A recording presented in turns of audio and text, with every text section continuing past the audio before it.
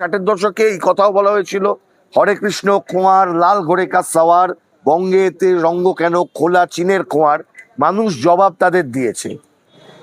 আমাদের পৃথিবীতে যারা দক্ষিণপন্থী শাসক তাদের একটা চিরায়ত প্রথা, এই প্রথা আমরা এই ভারতবর্ষে দেখেছি 1920 সালে যখন কমিউনিস্ট পার্টির প্রতিষ্ঠা হয় তাশকান্তে।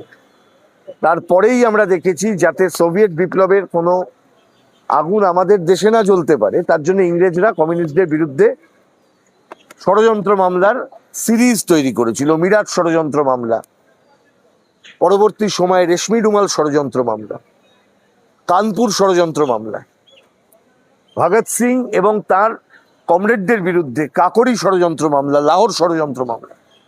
দিনের পর দিন কমিউনিস্টদের বিরুদ্ধে মিথ্যে মামলা করা হয়েছে, রেড টেরার ভয় দেখানো হয়েছে। আজকে কমিউনিস্ট পার্টিকে নিষিদ্ধ করার দাবি বিভিন্ন সময় বিভিন্ন জন তুলেছে, কিন্তু পৃথিবীর ইতিহাস দেখিয়েছে যেই মতাদর্শকে শেষ করা যায়নি, এই মতাদর্শকে শেষ করা যাবে না। এই ভারতের বুকে স্বাধীনতার জন্মলগ্ন থেকে কমিউনিস্ট পার্টিকে নিষিদ্ধ করার জন্য চেষ্টা তৎকালীন শাসক করেছিলেন, পণ্ডিত নেহেরুর পক্ষ থেকে করা হয়েছিল, তারাও সফল হননি। 60-এর দশকে ভারত চীন যুদ্ধের প্রেক্ষিতে কমিউনিস্ট নেতৃত্বের বিরুদ্ধে বিষোদ্গার করানোর জন্য গণমাধ্যমের একাংশকে ব্যবহার করে, বিশেষত যারা শাসক শ্রেণীর পয়সা চলা গণমাধ্যম, তাদেরকে ব্যবহার করে কমিউনিস্ট নেতৃত্ব সম্পর্কে বিষোদ্গার করা, তাদের সম্পর্কে মিথ্যা প্রচার করা, এটা একটা রীতি ছিল শাসক দলের। হরে কৃষ্ণ কুঁয়ার লাল ঘোরে কাক সাওয়ার, বঙ্গে সে রঙ্গ কেন খোদা চীনের কুঁয়ার।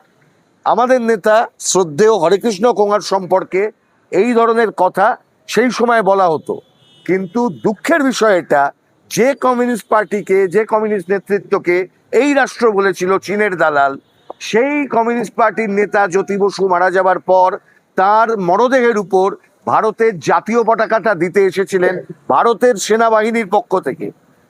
বুদ্ধদেব ভট্টাচার্য সম্পর্কে তাদের দলের, মানে যে দলের মুখ্যমন্ত্রী শুভেন্দু অধিকারী, সেই দলের সরকার কেন্দ্রে তারা কমরেড বুদ্ধদেব ভট্টাচার্যকে ভারতরত্ন দিতে চেয়েছিলেন, পদ্মবিভূষণ দিতে চেয়েছিলেন।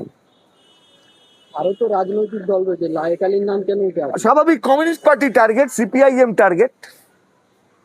সিপিআইএম কে টার্গেট করো, বামপন্থীদের রাখা যাবে না। শঙ্কুদেব পণ্ডা বলেছেন বামপন্থীদের নিষিদ্ধ করো, বাকি রাখলে তো হয়ে গেল। আমার কথা শোনা বিরোধী রাখলে তো দারুণ চলবে, দারুণ চলবে। 80 জন হাত তোলার বিরোধী হয়েছে তো, 80টা না 60টা। মমতার সঙ্গে আর কটা আছে?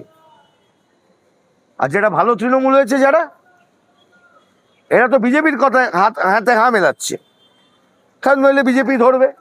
Blackmail politicians. তাহলে স্বাভাবিকভাবেই এই মুহূর্তে অ্যান্টি কমিউনিস্ট প্যারানোইয়া তোলবার চেষ্টা করা হচ্ছে। ম্যাকার্থিবাদের কথা যদি আপনারা জানেন, আমেরিকা যুক্তরাষ্ট্রে, সাম্রাজ্যবাদী আমেরিকায় ম্যাকার্থি এই রাজনীতি শুরু করেছিলেন। তারও আগে করা হয়েছিল কমিউনিস্টদের উপর বিষোদ্গার করো, কমিউনিস্টদের বিরুদ্ধে ঘৃণার জন্ম দাও। কিন্তু আমি আবার বললাম, ওই যে বললাম 60-এর দশকে এই কথাও বলা হয়েছিল, হরে কৃষ্ণ কুঁয়ার লাল ঘোরে কা সাওয়ার, বঙ্গেতে রঙ্গ কেন খোলা চীনের কুঁয়ার। মানুষ জবাব তাদের দিয়েছে। পৃথিবীর বুকে আজকে বলে নয়, মার্কসের জীবদ্দশায় তাকে সেই সময় কোলন ট্রায়াল করতে হয়েছিল। একদম প্রথম যুগের কমিউনিস্ট যারা ছিলেন জার্মানিতে, তাদের বিরুদ্ধে পর্যন্ত ষড়যন্ত্র মামলা হয়েছিল। কমিউনিস্ট পার্টি এই সমস্ত ষড়যন্ত্র মামলায় ভয়ও পায় না, ওই সমস্ত মামলায় মুখে আমরা ঝ্যাঁটা মারি। দিলীপ ঘোষ বলছে এরাই অশান্তি ছড়াচ্ছে। বেশ করেছে, ছড়িয়েছে। রাষ্ট্র যদি গরিব মানুষকে শোষণ করে তো রাষ্ট্রদ্রোহিতার অধিকার আমাদের মৌলিক অধিকার। দিলীপ ঘোষের রাজনীতি, রাজনৈতিক দল আমাদের দয়া করেই অধিকার দেয়নি। আমরা জন্মেছি রাষ্ট্রদ্রোহের অধিকার নিয়ে, এই অধিকার কেউ কেড়ে নিতে পারবে না। রাষ্ট্রদ্রোহ আমার মৌলিক অধিকারের মধ্যে পড়ে।